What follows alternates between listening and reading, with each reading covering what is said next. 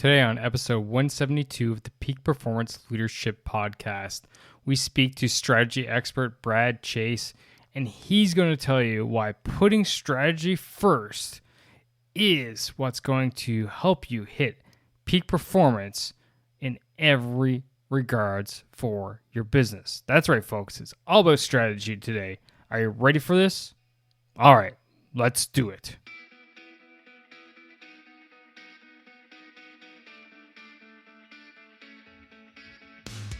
Welcome one, welcome all to the Peak Performance Leadership Podcast, a weekly podcast series dedicated to helping you hit peak performance across the three domains of leadership. Those being leading yourself, leading your team, and leading your organization. This podcast couples my 20 years of military experience as a senior Canadian Army officer with world-class guests to bring you the most complete podcast of leadership going. And for more, feel free to check out our website at movingforwardleadership.com. And with that, let's get to the show.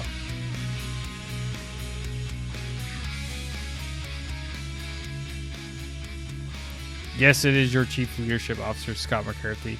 And thanks for tuning in to this podcast where we help you become the best leader possible and hit that peak performance. And today we are going to be talking about strategy. Yes, we're going to be leading your organization in terms of domains.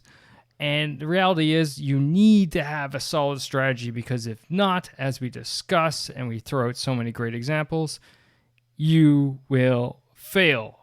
Your business will fail. Therefore, you will not be able to employ people and have a team, which means there'll be no one to follow you. And if no one's following you, are you actually a leader? So in order to hit a home run on this super important topic, I got Brad Chase on the show today, and he has a broad, extensive business career. He's advised leaders of businesses from all kinds of sizes, from startups to Fortune 500 firms, which covers everyone here that's listened to podcasts. He's worked with companies such as GE, Mozy, which is a subsidiary of EMC, Sonos, Crisply. He's held leadership positions himself on boards of companies and nonprofits, including Expedia, Dreambox, Brooks, Boys and Girls Clubs, etc., etc. Brad is all about strategy, as I discussed. And like I said in the intro, we talk about why strategy is so important. In order to hit a home run, we discuss topics such as why strategy will help leaders achieve peak performance, what it means to him, different components of his strategy, the importance of executing on strategy, how to ensure your members buy into the strategy, which is crucial, and so much more. Brad also breaks out his experience from working with Microsoft and MSN and talks about what he learned from there. So I think that's enough for today. Why don't you sit back, relax, and enjoy my conversation about why you should put strategy first with Brad Chase.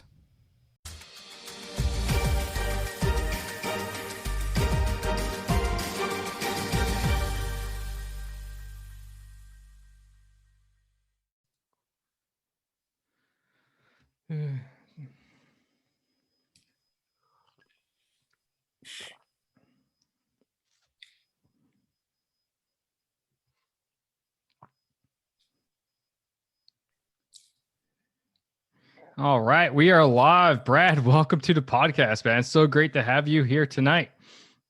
Great to be here, Scott. Thank you. So we're talking about strategy and putting strategy first. So the first question out of gates, let's knock a home run, grand slam of this one. Why is strategy and putting strategy first going to help our leaders out there to get their organizations to hit peak performance? Because that's what we're about here at the Peak Performance Leadership Podcast. Well, if you think about it, there's so many things that are important to successful leadership. But if you don't make the right bets and you don't make the right strategic formulations at the beginning when you start your business or when you revise it over time. It doesn't matter that you're an inspirational leader. It doesn't matter that you're compassionate. It doesn't matter that you are creative. You first have to build a winning strategy, or all those other things, which are also important, don't matter. And that's why strategy has to be first for a successful leader. Awesome. That makes a lot of sense. So let's dive into it. So strategy can mean a lot to a lot of different people. So what, for you, from your standpoint, what is strategy in its essence? Yeah, that's a great question, because you will find, Scott, that lots of people don't know really what strategy is. And I have a simple definition to make it, just easy to remember. Strategy is your plan to compete. Put it in a longer definition, a plan to compete to achieve your business goals. And whenever you create a plan, you're always competing. And that's key to my whole model of strategy first, is that whatever your strategy is, you have to build a winning strategy relative to the competition. And that's super important. Yeah. Okay. So out of that, now there's got to be some different components, some different aspects and stuff like this. So let's dive in. So what would they be? How do we go about making that winning strategy when taking those things into consideration? Yeah, that's sort of the core part of my strategy first model. So I'm glad to talk about it. So there's sort of three components to the strategy, stool, so to speak. The first and most important is customer value.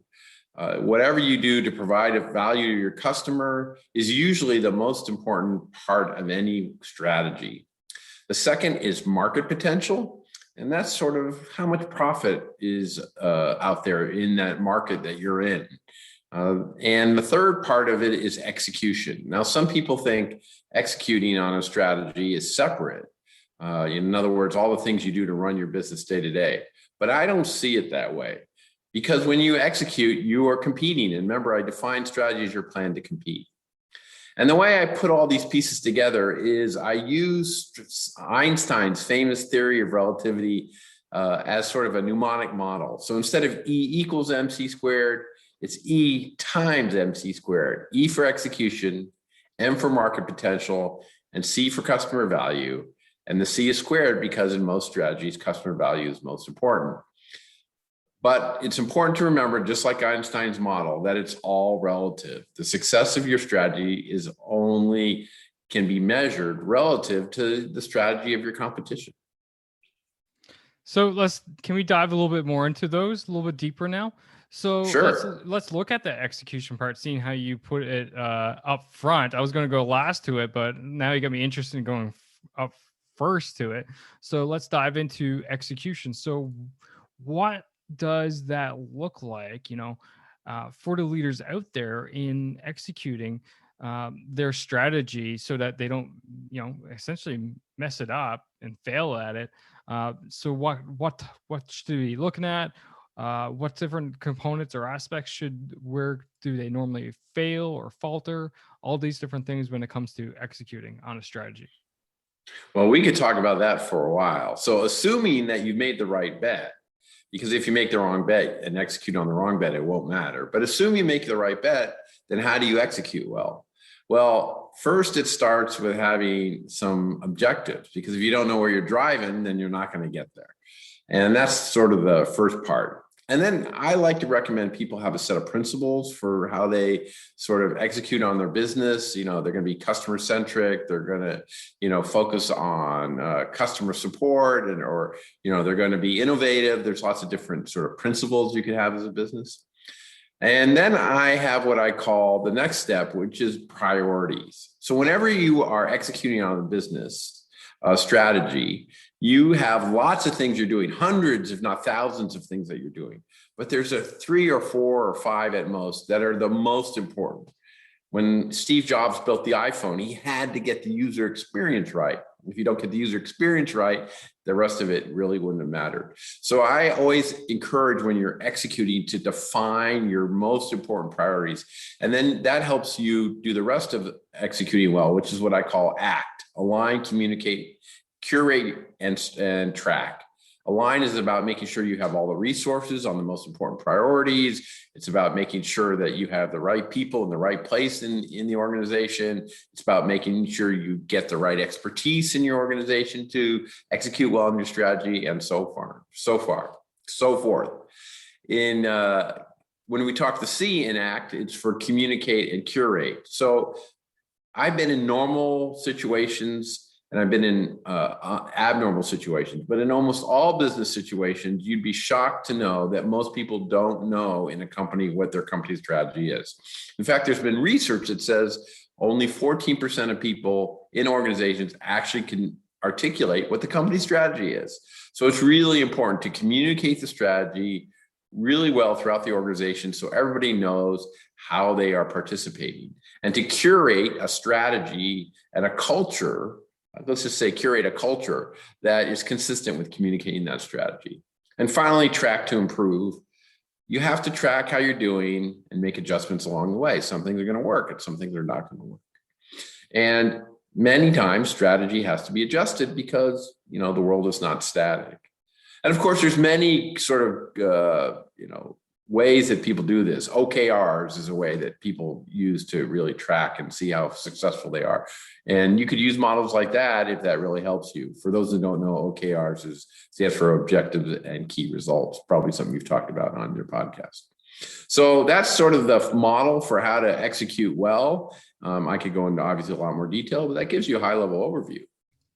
No, it's a great overview, and I kind of got like little offshoot questions on each aspect. But I want to go right back to the beginning, and you talked about the priorities and the importance of priority. And God, I don't know how many times I've either been in the situation or I've been helping people with the situation where they've been like, "Oh, this is a priority, and that's a priority, and this other thing's a priority, and that over there with the kitchen sink, that's a priority too." I'm like, for God's sakes, if everything's a priority, guess what? Nothing's a priority.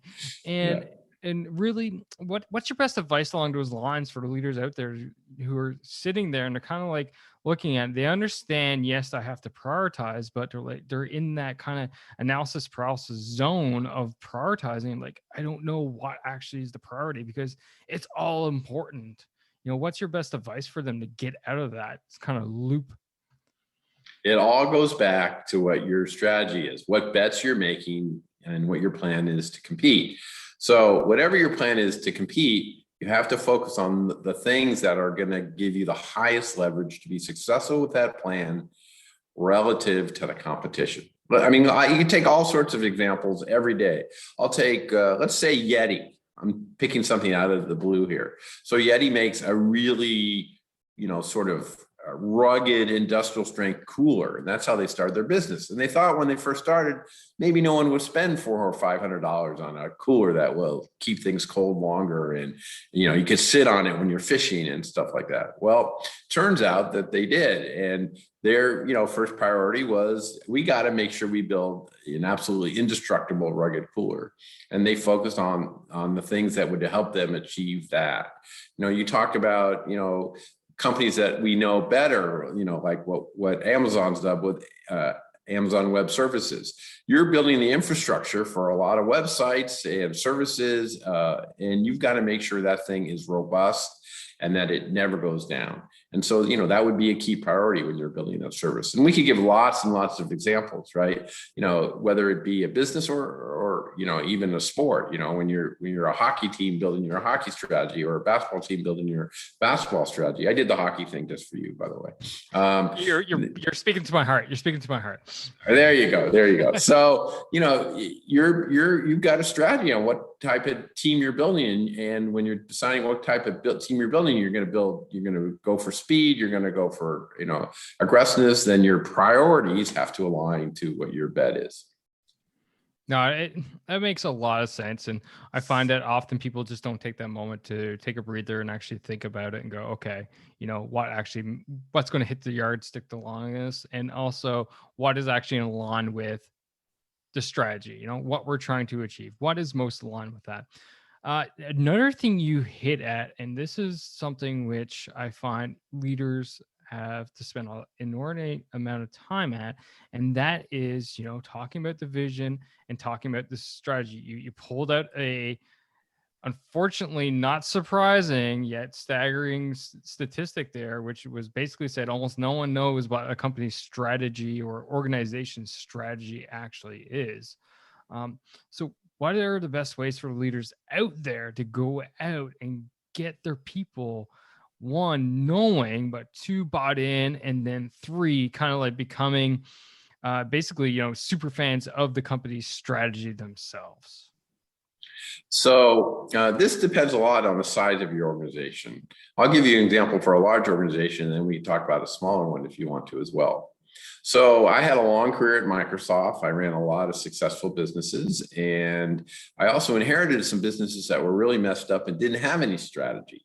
And one of those way back in the day was MSN, which I was in charge of in like 1999. And when I inherited it, it had no strategy. It was an also ran in the web services area, and there was nothing that anybody knew about what the sort of plan was. So first, what I did is I kind of drafted my thoughts on what the strategy is after reviewing the business, and then sat down with my leadership team and talked about what I thought the strategy should be, and got some good feedback and made some, a little bit of alterations. And then in my case, I kind of put all the pieces together, and I actually had a gigantic meeting in a big convention center and presented the strategy to everyone. And I made sure and do it in a super compelling way and that would make people excited about it. And then periodically after the meeting, which went really, really well, I would send updates on how we were doing and how different pieces were fitting together. And that led to people being bought in because they felt like they knew the strategy, they were keeping up to date on the strategy. It was a compelling strategy, and we made huge progress as a result. So I think communicate your own way and in a way that works from you, but it's generally some combination of pitching everyone on what's going on, and then regular updates and information flowing.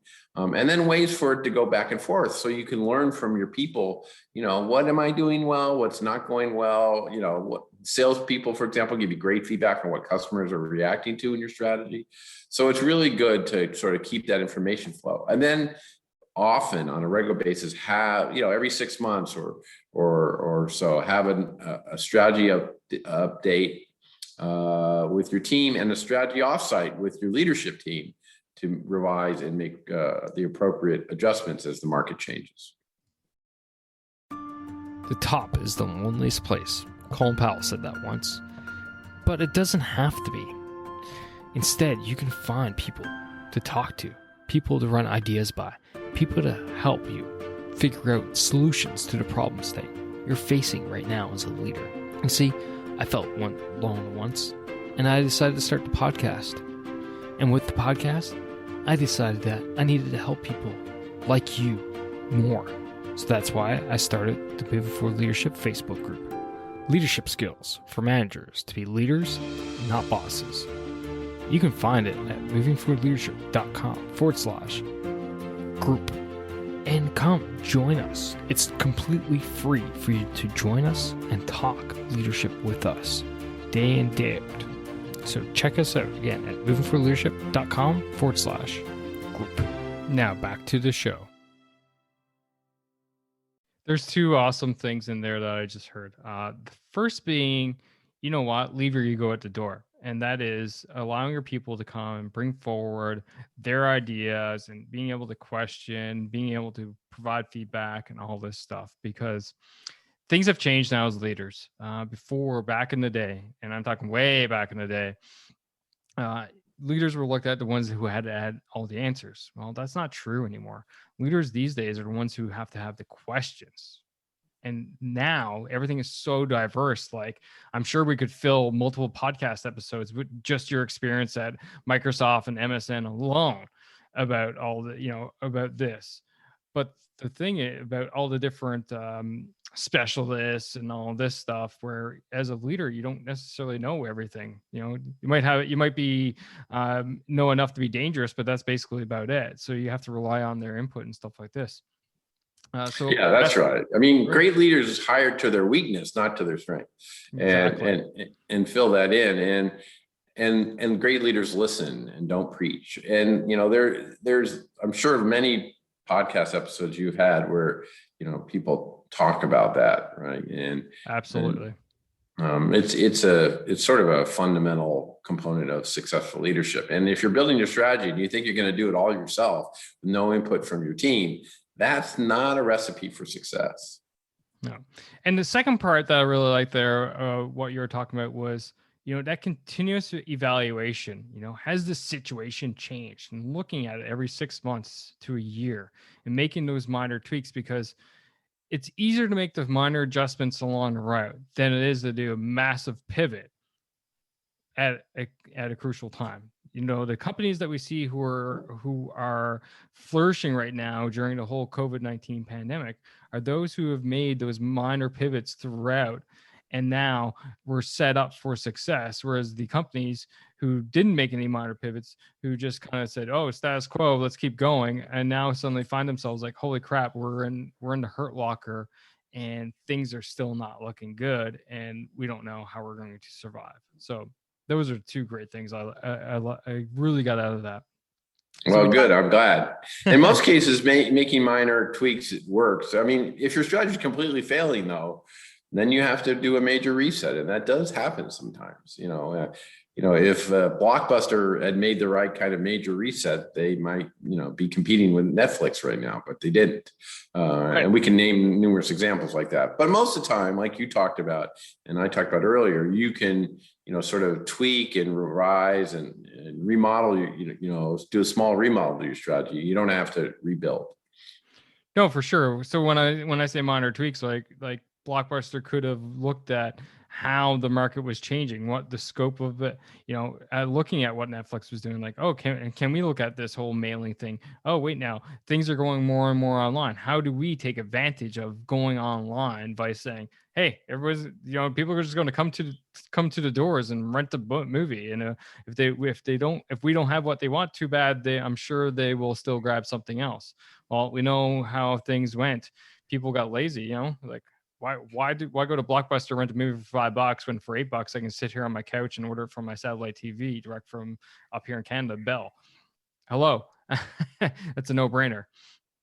Yeah, there's a great story in my book, Strategy First, about a meeting between Netflix and Blockbuster, and where Netflix was pitching that Blockbuster should buy them, and Netflix, went in there and not expecting a lot. And sure enough, Blockbuster was arrogant and not listening, and basically laughed them out of the room. And now look what happened. Yeah. All right, so we talked a lot about the execution, but let's move into the M part of it. That's all about the. Sorry, how did you put it again? Market potential. Market potential, right? So let's dive into the market potential aspect. What should leaders be looking at in terms of strategy and market potential? Because I kind of feel like we kind of went into it a little bit there, talking about this story with Netflix and Blockbuster and using that example. Anyway. Well, yeah. So, I mean, again, this kind of relates to your goals, but if you're doing a startup or you're an established business and you want to make significant amount of money, then you need to have a market that has that potential to provide that to you. Now, maybe you're a family restaurant and you're super happy with a family restaurant and you're making enough money for to live comfortably. That's great, no problems. But if you have greater ambitions than that, then you have to make sure you pick market potential businesses where you can achieve that. And there's numerous examples. I mean, I see it all the time in the startup world where someone thinks they have a great idea, and maybe it's a great idea, but the market potential is actually tiny. It's a great idea for a very small number of people. So that's why market potential is really key. When you think about, new businesses, take something like the iPhone, the market potential is gigantic for smartphones. And so as they entered that business, that was something that, basically eventually everybody was going to have gigantic market potential, right? And, in my book, I talk about Geico and what their strategy was and how they developed success in auto insurance, another huge, gigantic market. So, you can pick businesses that are niches and often be very successful in those businesses. But the thing about building a strategy first winning bet, you have to know and think about and be conscious about what your market potential is and make sure it aligns with what you want to achieve. So this is interesting because we talked a lot about the big businesses out there, but you hinted at like the small business, the mom and pop shop restaurant, whose market potential is not going to be huge, right?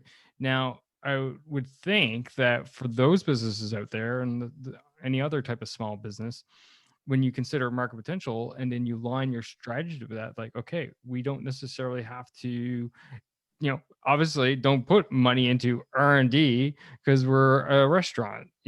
Consider aspects like that of their market potential and how much resources they're going to put into these, kind of like development and additional things that they could be doing within their business to elevate it, when the reality is just not worth, it's Yeah, I not worth it. mean, yeah, you got to be really focused, especially when you have the limited resources of a small business. For example, take Topper's Jewelers. Topper's Jewelers is a jewelry store in Burlingame, California, outside of the San Francisco area, sort of between San Francisco and the Silicon Valley. And the owner of that business has a very successful store, but decided to sort of grow the business online and with social media a number of years ago. And they sell both jewelry, and they're very, very successful with high-end watches like Omega, for example. And they've done an amazing job becoming experts on watches, especially jewelry as well, beyond the area they are in just Burlingame, California, which is, a nice, sort of wealthy suburb of San Francisco. And that was all a focused sort of strategy of a smaller, what was a smaller business, now growing to a much larger and more successful business, because they focused in the right areas in terms of market potential. How are we going to grow our market? They developed knowledge or developed a reputation around for their knowledge of watches. They sell them at good prices. They have high-end watches. Collectors go to them. Other people just buy nice watches for friends and family, go to them. So you could be an established business like them and grow your market potential that way and think about your strategy that way. You could be a startup and do it that way. You could be a large business. I mean, look what Disney's done to expand their market potential by buying Marvel and buying the Star Wars franchise. And, so acquisitions is another way some people grow their market potential. So market potential, whether you're starting a business, whether you're a business that wants to grow like Topper Jewelers, whether you're a large business like Disney using acquisitions as a tool, market potential is core to building a winning strategy. Love it. Absolutely love it. And the reality is it makes a lot of sense too. And especially with the examples you use, Disney's a great example, and how they're building and they're expanding, and you see the impact that the leadership team of Disney's having, essentially on the world. Like Disney Plus is a huge success. Their purchase of not just Marvel, but Lucasfilms, the whole Star Wars franchise is now under Disney. So they're really definitely pushing. And the person who I subscribe to for stock advice pushes hard on Disney stock, actually. So shout out to Mike Carew from Dividend Stocks Rocks. There you go, Mike. I'll let you know I actually shouted you out on my podcast. But yeah, he's a huge fan of Disney and their stock, just for all these reasons, that from a leadership perspective, their strategy is aligned, and therefore their financial aspects are moving forward as well with that. So lots of great things in there for people. And I probably just gave some, stock advice for people out there for free. Yeah, maybe you should throw a disclaimer out there though. Yeah. I am not an advisor. Don't take my. But I don't know how much you want to sort of just riff on this, but the whole streaming market and what's happened over many say 30 years is fascinating. I mean, because 1987 is when the VHS came out, right? And that was a new strategy, right? A new innovation, and change is key to building winning strategies. And so that innovation led to, in the independent video store, which then led to Blockbuster, because we talked about that earlier. Right. And that was really interesting. And then Blockbuster, people started getting tired of all the late fees, and Reed Hastings, I'm tired of these late fees. And remember the Netflix red envelope, that became a big deal, right? And that peaked in like 2010, I think. But still in 2007, they started doing streaming. Company's not called DVD Flix, it was called Netflix. They recognized there was something new coming that they wanted to take advantage of. And so then they started streaming, and that streaming grew and grew and grew. But then they recognized that as broadband and new technology allowed for more and more streaming, that everybody who they got content from was going to start their own streaming services, like Disney that you just talked about, or Paramount Plus, or Amazon doing streaming, or Hulu, HBO, etc. Exactly. And the list is like, a mile long. So realizing this, Netflix adjusted its strategy and said, we're going to do original content. So around 2013, they started doing original content because that was the way they would make sure they had an ongoing stream of great new content and to keep building their subscribers and their revenue and profit. And so they adjusted their strategy yet again from the red envelope to streaming with original content, right? To take leadership. So, Disney's done very well with their streaming, but even with that, Netflix has continued to be the leader. No, don't worry, you're preaching to the choir. I totally believe Netflix is the leader right now in that area. But that's that highlights the whole last part of your equation, right? The C aspect and the continuous change and evolution of your strategy, and basically having a great foresight of what, one, the technology changes, but two, what the market demand is going to be like. And as leaders, we need to be thinking down the line. Okay, what is it going to look like in 5 years, 10 years from now? It's kind of hard to do that this day and age due to the pace, that change occurs at. For God's sakes, it's like every day something new pops out. But that, as leaders, we need to look at that. And that's a great example that you use with Netflix, because, instead of saying DVD Flix, Netflix is of internet and our reliance on internet, and seeing that this is actually going to be a huge deal and moving towards that online platform, and being one of the first movers for not just being online, but mobile, and realizing people are going to be consuming this content on their phones while they're doing the train or the subway or the bus to work and all this stuff, because, well, I got 40 minutes to kill, might as well watch my show. So great. Not to overuse the hockey example, but there's a famous Wayne Gretzky quote, right? I don't remember exactly, but it's something like, I always skate to where the puck is going, not where it is. And that's key to strategy, right? Absolutely. So we hit all of it. E times MC squared. Where do you find organizations really hiccup? Where leaders hiccup up the most when it comes to developing their strategy for their companies, for their organizations out there? Wow. I mean, I see lots of mistakes people make. I mean, as I mentioned, customer value is the most important part. And we talked about, you reinforced too, all the customer value that Disney's providing with its content, or Tesla provides with its cars, or Apple provides with its iPhones, or, Microsoft provides with its cloud platform or Office, that's really core. And I find a lot of companies don't recognize what the real customer value is that they need to have relative to the competition. And that's another thing, is a lack of focus on what is my strategy relative to the competition. So I see that mistake a lot. I see the lack of alignment in companies is a big deal. So I have an exercise I have companies I work with do, and there's a worksheet on my website, bradchase.net, that you can download. It's a very simple worksheet. But in a strategy offsite, have everyone fill it out before the meeting starts.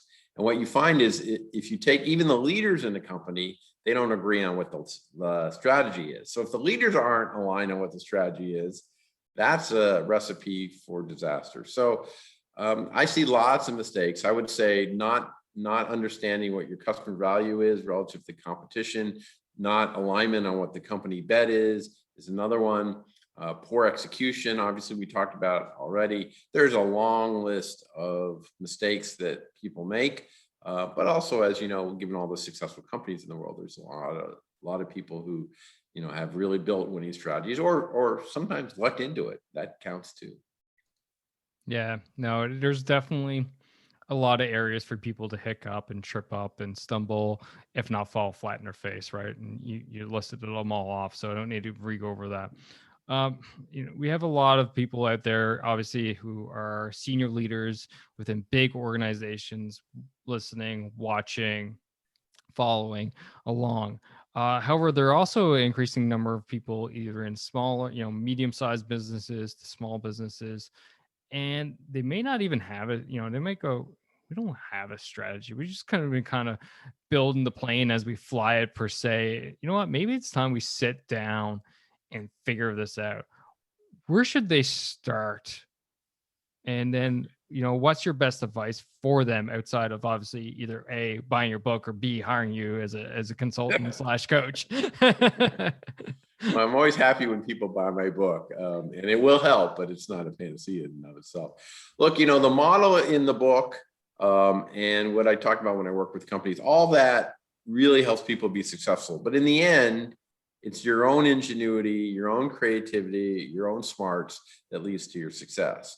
And the best way to start is to be clear about what bets you're making, right? I mean, it's so key to, when you're planning your attack, to know what bets you're making. So what I recommend for a small company or a large company, sit down with your leadership team, fill out the worksheet on my website or something similar, which you can adapt to your company. Make sure you use that as a vehicle to get alignment on where you're at today.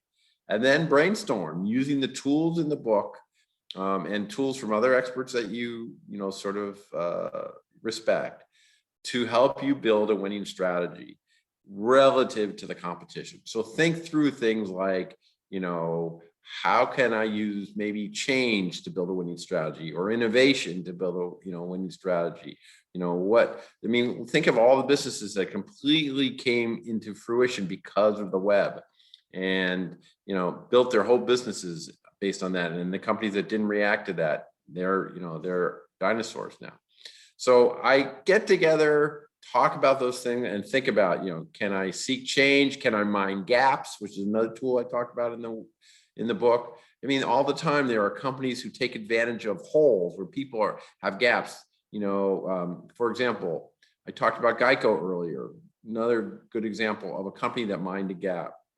There wasn't a lot of excitement about insurance, and all the companies were basically the same. Geico started building a brand and using humor and lots of advertising. So they mined a gap that people weren't taking advantage of. So there's lots of different ways you can build a winning strategy. I named a few of the sort of advice and tools. There's more in the book, but the way to start is to sit down and make sure you know what your bets you're making and what your strategy is. Go do it, and if it's not working, evaluate and adjust. Hey, I like it. And in the end, something's better than nothing, right? And the final part is evaluate and adjust. Make those pivots, those minor adjustments as you go along. And if you totally find yourself flat in your face, then I'll give Brad a call, right? Brad, no, this has been a great conversation. I really enjoyed it.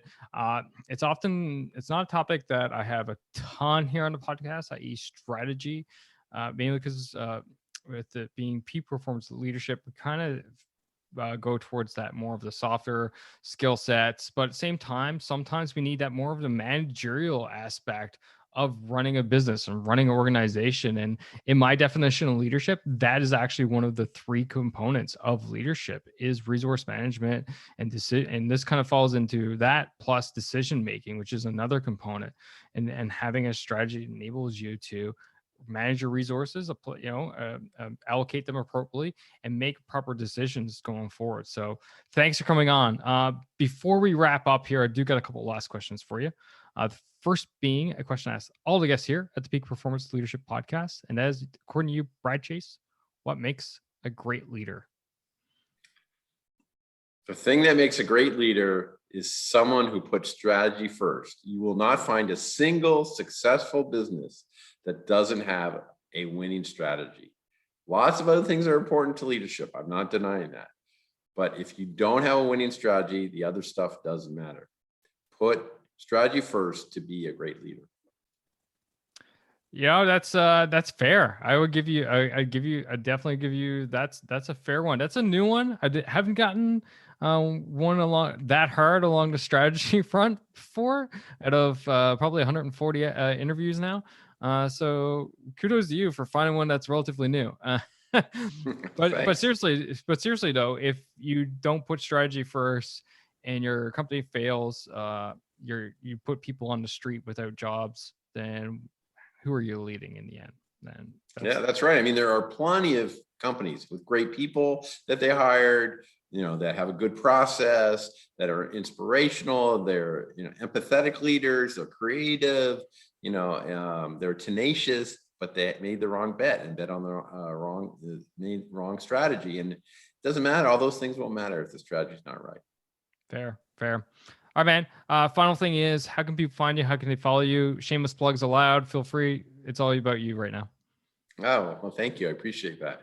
So of the social media, I just do LinkedIn, and you could find Brad Chase there and follow me there. My website is bradchase.net, and I have lots of tools and great stories. Find out about how Microsoft did a deal with the Rolling Stones, for example, that was very famous in its day. And you can get the book anywhere you want, Amazon or your local independent bookstore. I have a copy here. It's called Strategy First. This is it. I don't know if it looks a little blurry to me. Oh, yeah, it's because I have the blur feature on. Anyway, it's Strategy First, and you can get it, wherever you like to get your books.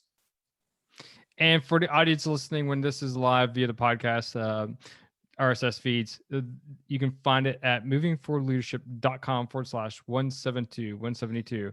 Brad, again, thanks for coming out. Thanks for listening, or thanks for talking. Thanks for the listener for listening. And it's been awesome. Thanks for coming out. My pleasure, Scott. Great to be here.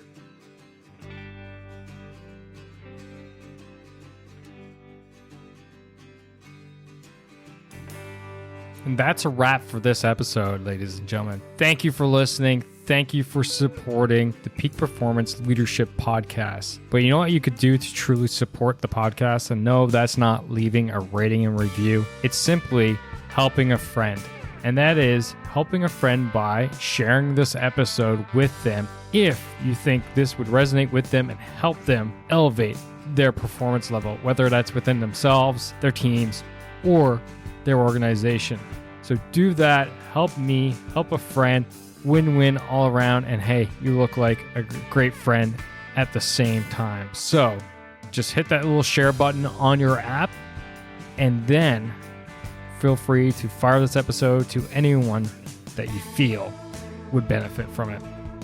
Finally, there's always more. There's always more lessons around being the highest performing leader that you can possibly be, whether that's for yourself, your team, or your organization.